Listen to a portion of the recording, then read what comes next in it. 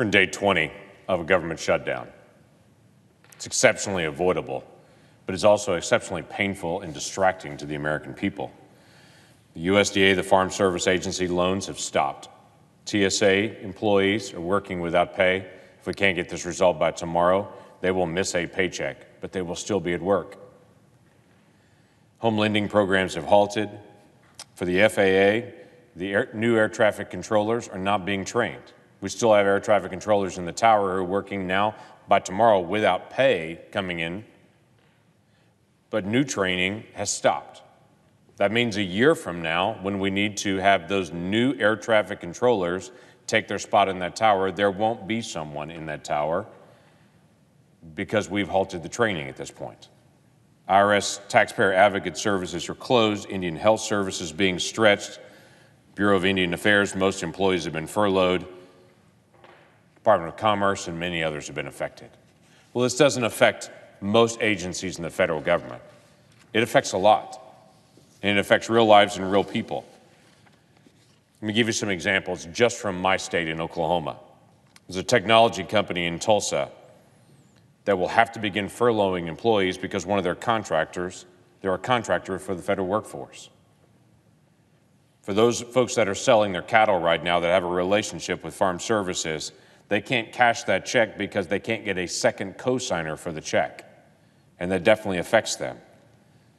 We have a federal worker that contacted us and said that she's a contractor, and as of a couple of days from now, she's not going to be able to pay for the tuition for her son's tuition to be able to get back to college because it'll be too far of a stretch.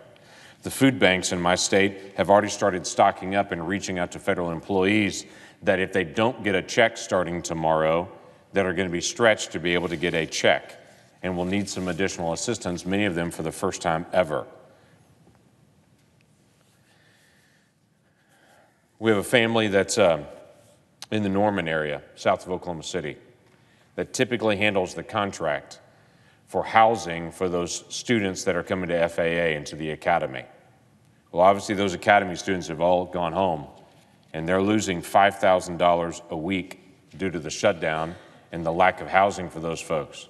And it's not just empty facilities, that's employees that are now being furloughed that are contractors there.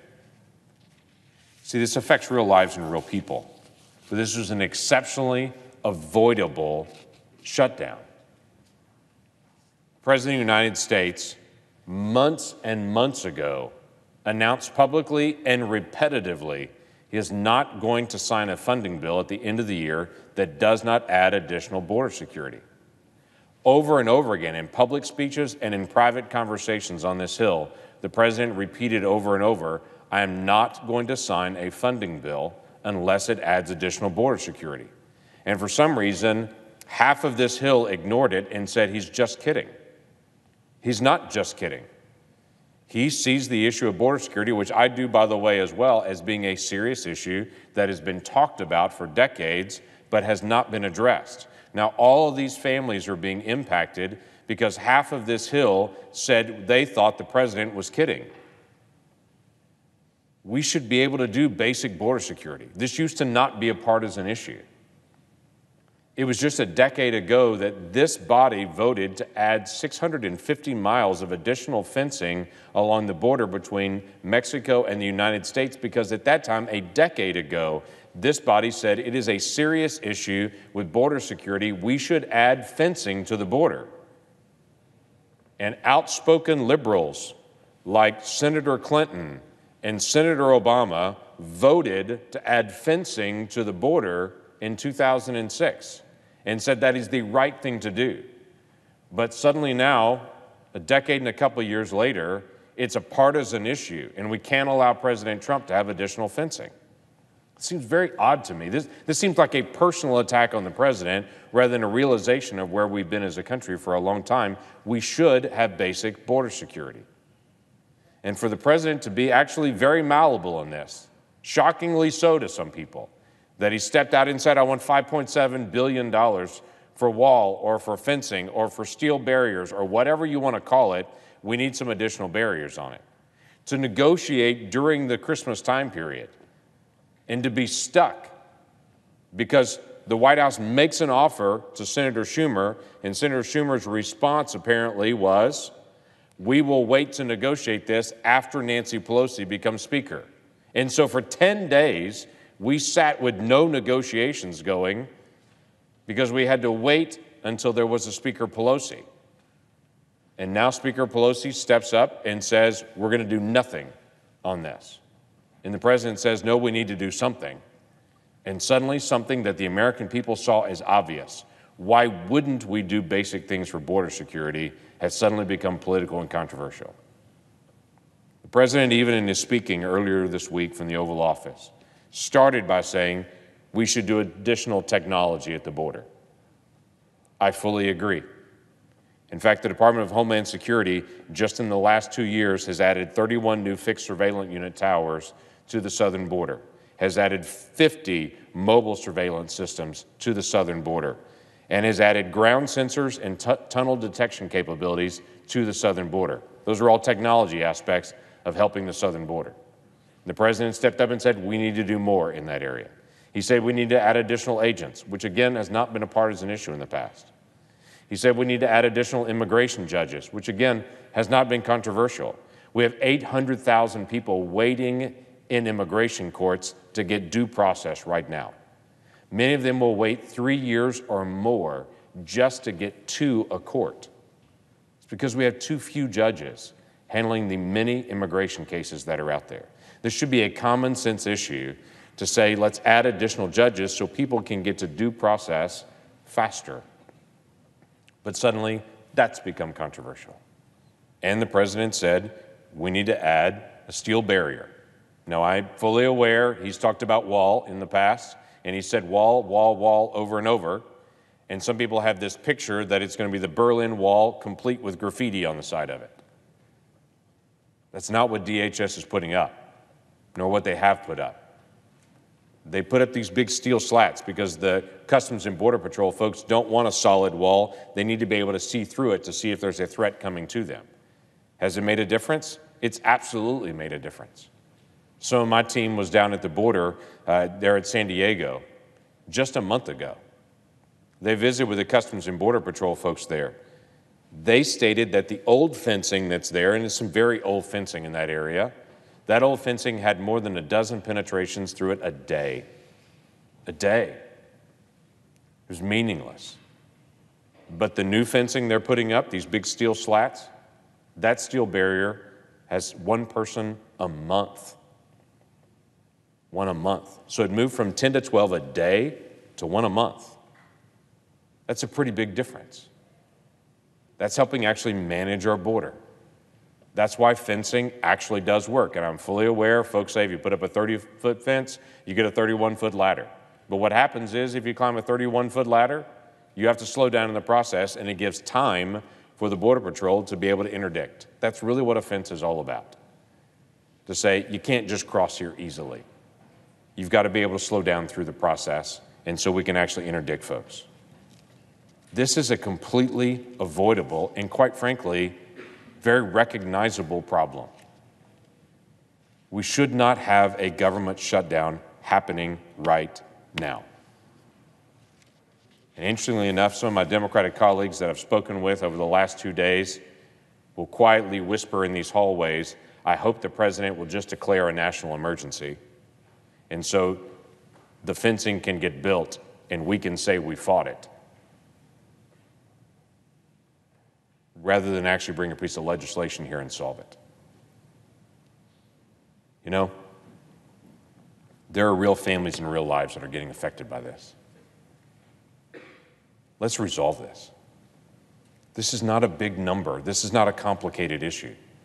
We can come to common agreement on basic border security and to be able to protect our communities and our cities. We should have the ability for individuals to be able to come into this United States and to be able to work. We've always been that way. Interestingly enough, I remind people all the time, the 5,000 people that are coming in the migrant caravan from Honduras, they're camped out 250 yards from the largest legal border crossing in the world, the San Ysidro crossing. We have 5,000 people that are trying to illegally cross the border, literally 250 yards from where 100,000 people a day cross legally every single day. But the cameras are all focused on the 5,000 people trying to cross illegally, not turning the camera 90 degrees to focus in on the 100,000 people a day that filled out the form and that did it right that are coming into our country. We're still a country open to immigration, and we should be. We just ask people to do it the right way. I don't think it's that unreasonable. So how do we get out of this? The most basic way we get out of this is just to do what we've all talked about for months. Let's sit down and be able to figure out how to do border security. Just the most simple process of that. Some of my colleagues have said the president needs to open the government, then we'll talk about border security. That'll be the same argument that we've had for a couple of years now, where they've said some other time we'll talk about it, some other time. The president has said for months and months and months, now is the time to talk about this. So let's resolve it as quickly as we possibly can. Let's not overcomplicate it is the second thing. I've had folks come up and say, well, let's add all these additional things to the conversation and make the deal bigger. Making the deal bigger just slows down the process even more. Federal employees and all these families need answers right now. Let's not continue to try to make this a bigger and bigger and bigger argument that stretches out longer and longer in debate. Let's solve the issue that we have in front of us right now and keep debating the other issues. And finally, let's get a permanent resolution to this issue of government shutdowns. It's been interesting to me to be able to see some of the media that talk comparing this shutdown to the one happening during the Jimmy Carter presidency or during the Clinton presidency or the three that happened during the Reagan presidency or those that happened in the Bush presidencies. This is a bad habit this Congress is in. There were 16 of us that met this last year from April all the way to December. 8 Democrats, 8 Republicans, half from the House, half from the Senate, to try to resolve the budget process. Many of us spoke up, myself included, over and over again that this is a broken budgeting process, saying that we've got to end the government shutdowns. But by the time we get to the middle of December, that group of 16 could not come to a resolution to address this problem. Well, how about now? Are we willing to admit now there's a problem with budgeting? Here was one of the solutions that I brought to that committee. I think it's very straightforward. The simple solution is, if you get to the end of the budget year and we don't have things resolved at that point, go into a continuing resolution, that is, continue to fund the government, hold the agencies and the employees harmless, but members of Congress have to stay in Washington, D.C., and the cabinet and the White House has to stay in Washington, D.C. No travel for anyone. We have to be here. You want to hit members of Congress where it hurts? Don't let anyone go home for the weekend to see their families. We have families, too, that we want to be able to see, but we shouldn't be able to walk away when there's still work to be done. The greatest pressure point that we can have in this body is we have to stay in continuous session until the negotiations are finished. Make everyone stay here. Now, that may sound overly simplistic, but when I bring that up to other members of Congress, they're like, whoa, that's too much. Really? Everyone needs to be able to stay here, keep the negotiations from the House, the Senate, the cabinet of the White House, and the White House staff itself.